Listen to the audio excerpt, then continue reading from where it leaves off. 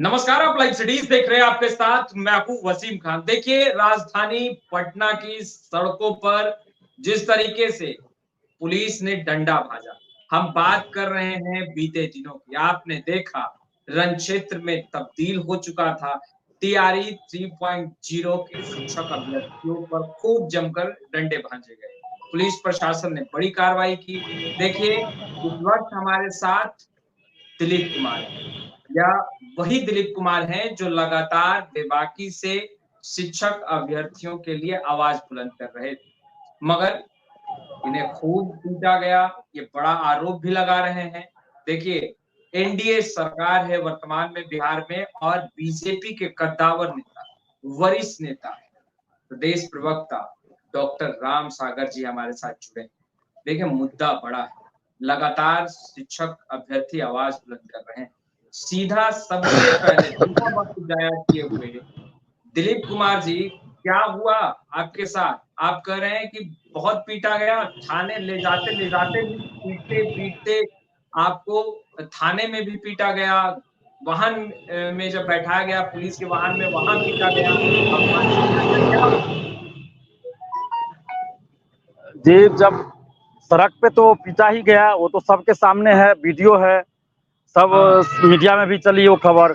लेकिन जब हमें हाँ, गिरफ्तार करके गाड़ी में बैठाया जा रहा था, हम्म, उस समय हम्म, दो पुलिसकर्मी थे जो हम्म, गाड़ी के अंदर बैठे थे, बीच में हमें बैठाया गया और दोनों हम्म, तरफ से मेरे कान हम्म, में, यहाँ हम्म, पर जबड़ा के पास, ब्रेन अच्छा, में पीछे से इस केहूनी से मारा गया, केहूनी से इससे, और ऐसे करके मारा गया।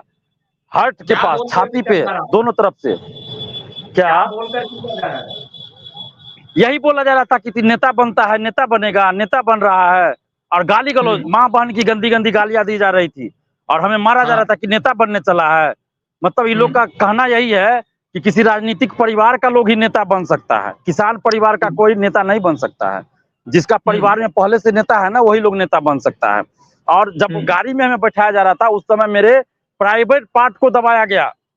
जब हम अच्छा, गाड़ी में बैठा, प्राइवेट पार्ट को दबाया गया, मुझे जान से मारने की साजिश की गई। और आप लोग भी वो वीडियो देखे होंगे किसने प्राइवेट कि पार्ट को सड़क पे दबाया? जब ये पुलिसकर्मी जो उसमें बैठा रहे थे हमको, तो वीडियो फुटेज में होगा कि कौन लोग हमको गाड़ी में बैठाए हैं, कौन लेके गए हैं, ये तो सारा हाँ, रिकॉर्ड पुलिस के पास होगा कि कौन लोग हमको थाना ले गया, पुलिस कौन पुलिसकर्मी थे जो हमको जीप से गाड़ी में बैठा के ले गए हैं थाना तक।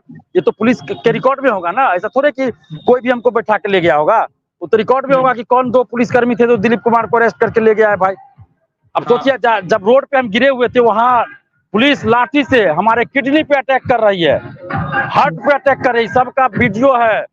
ऐसा नहीं कि हम ऐसे बोले, वीडियो है।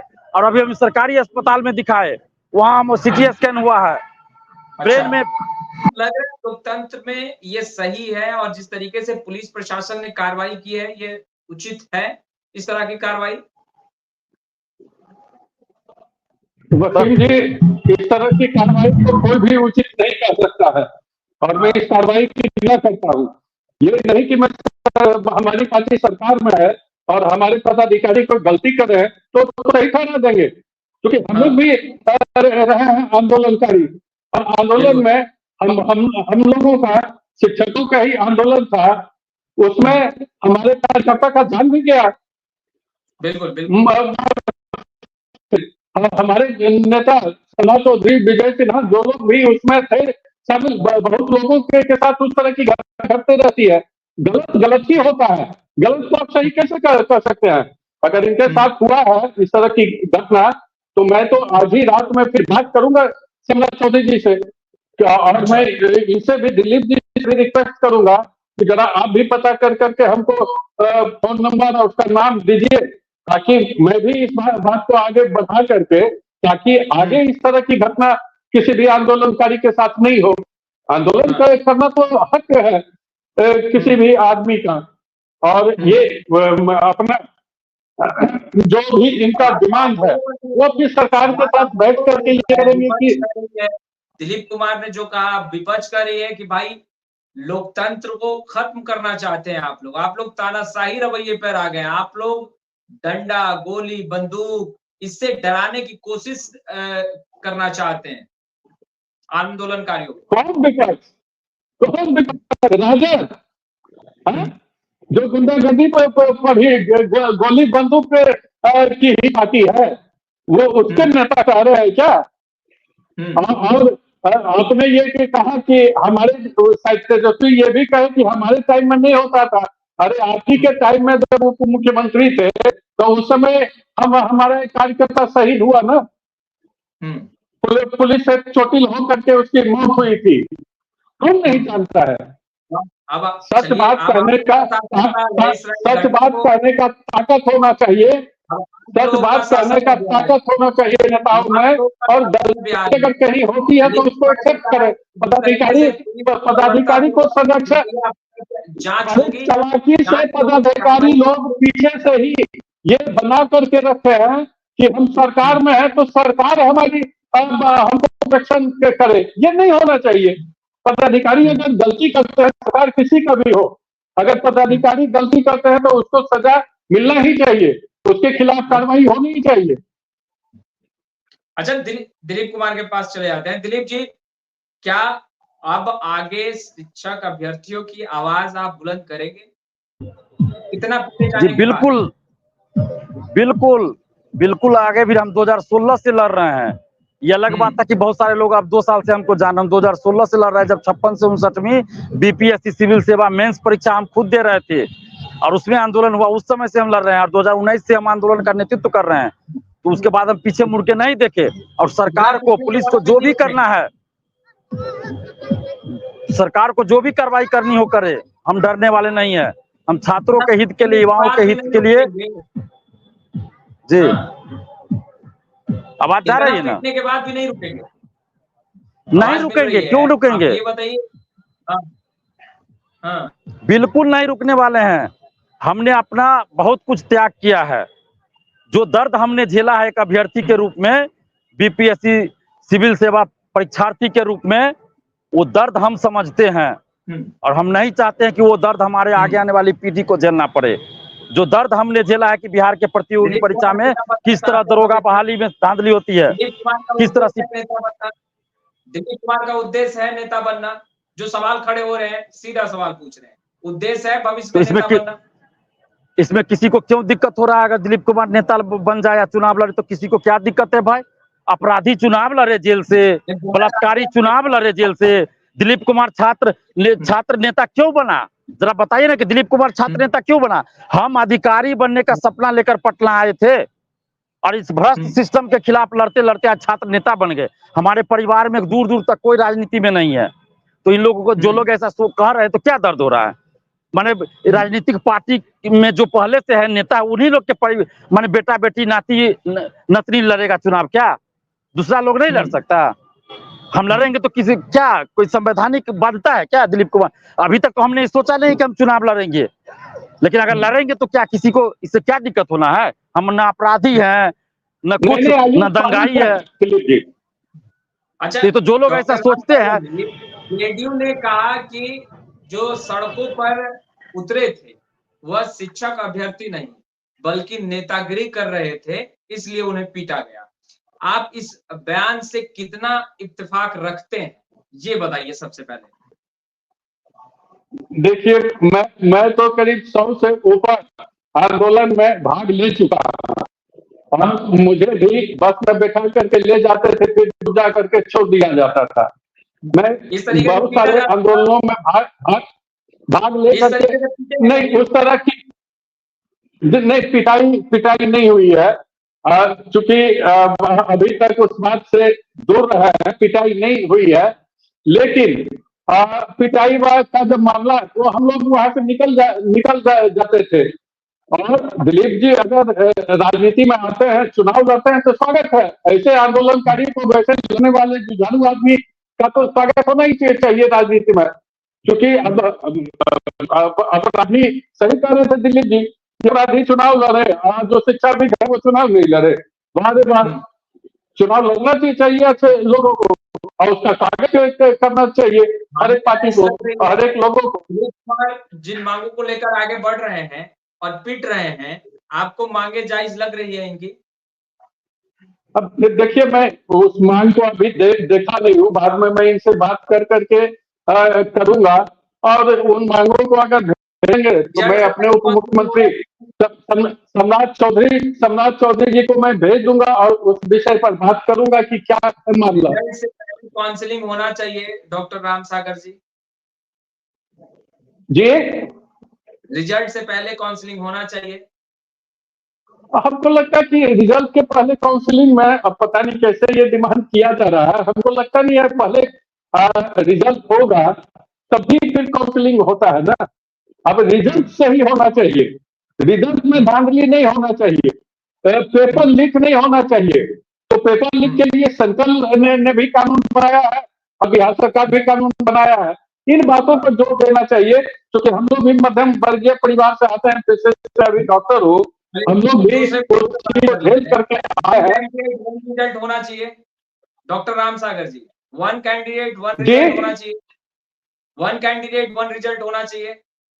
अब देखिए, इस तरह के बातों को मैं स्टडी नहीं किया हूँ, इसलिए बिना समझे हम क्या उसमें कर सकते हैं।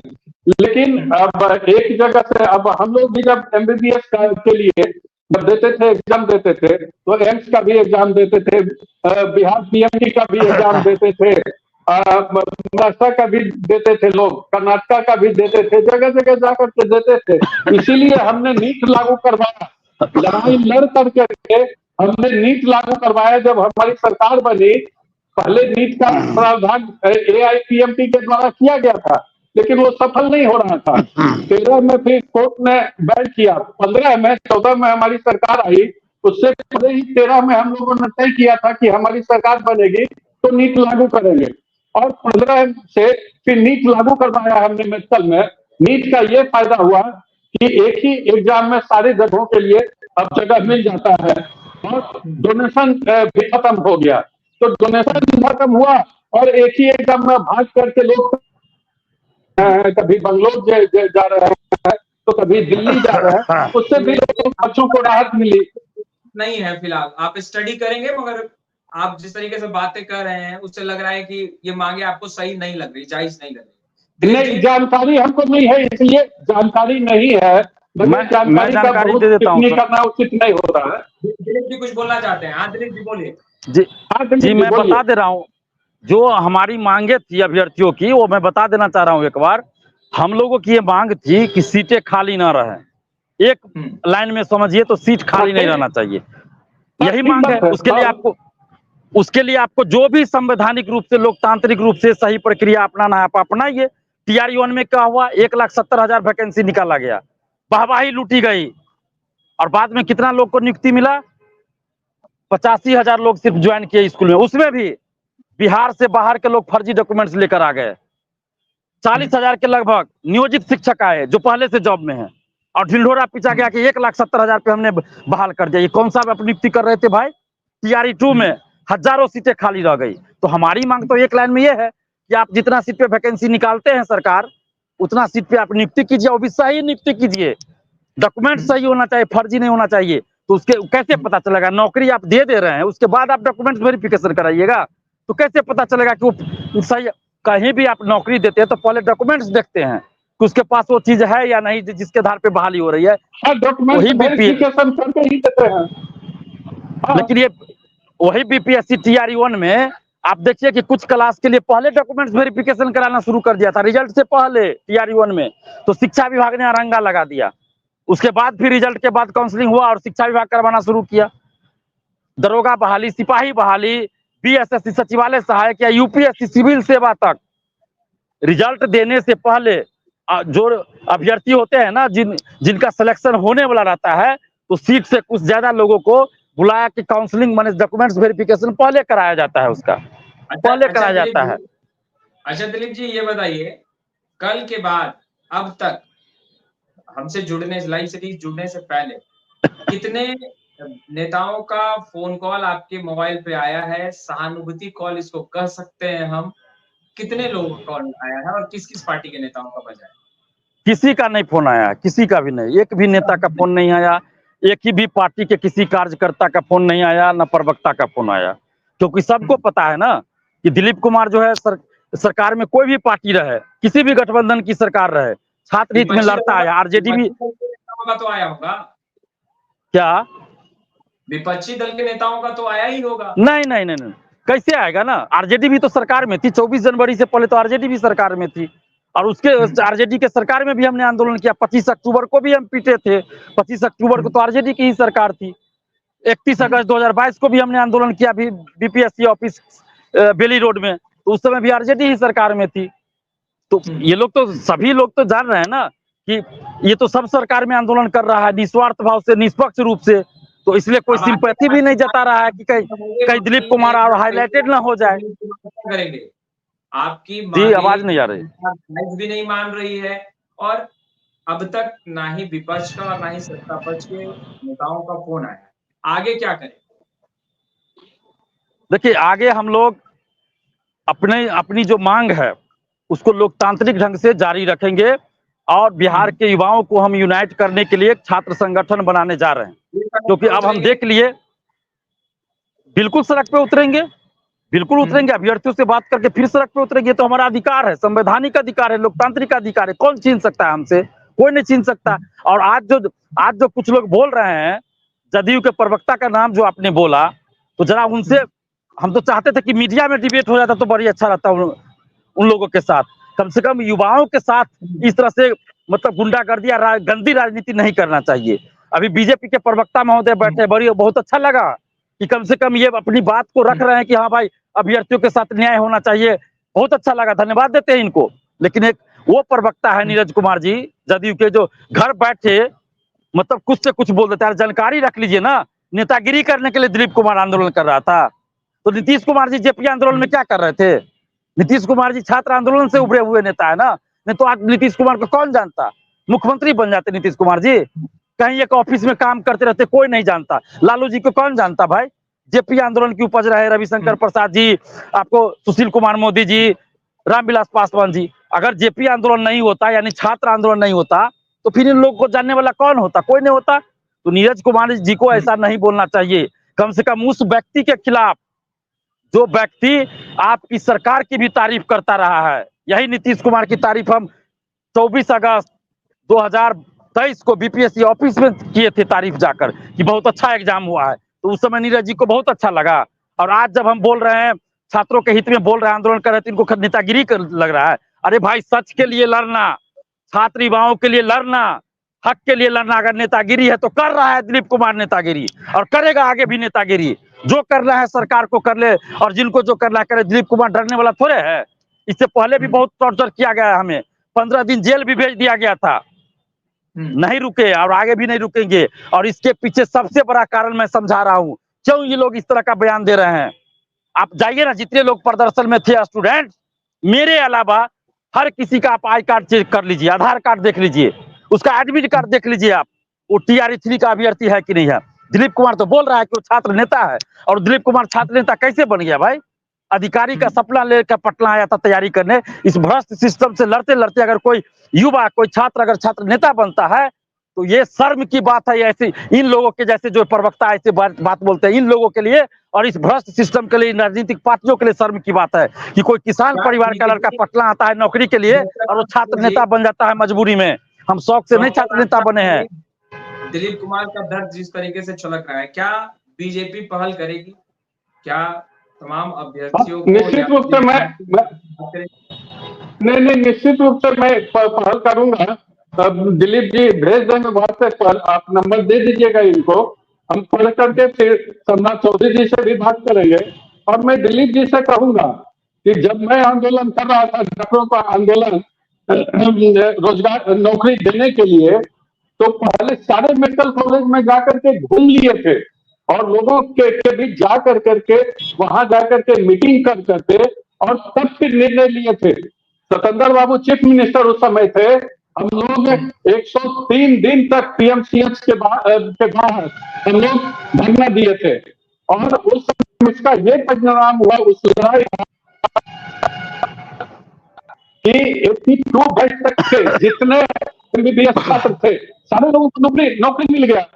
तो लड़ाई जब कीजिए तो आप कॉलेज के जाकर के घूमिए, लोगों के से मीटिंग कीजिए, अपनी बातों को रखिए, और इस तरह से ऑर्गेनाइज कीजिए, एक अच्छा ऑर्गेनाइज तैयार कीजिए। भ्रष्टाचार के खिलाफ हर एक लोगों के मन में है कि भ्रष्टाचार से लड़ा जाए और लड़ना भी चाहिए।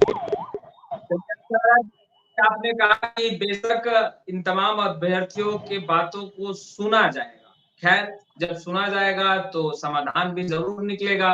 और दिलीप कुमार जिस तरीके से आवाज बुलंद कर रहे हैं, शायद दिलीप कुमार जब सामने होंगे तो बातों को अच्छी तरीके से रख भी पाएंगे। इस वीडियो में फिलहाल इतना ही। आपका बहुत बहुत शुक्रिया।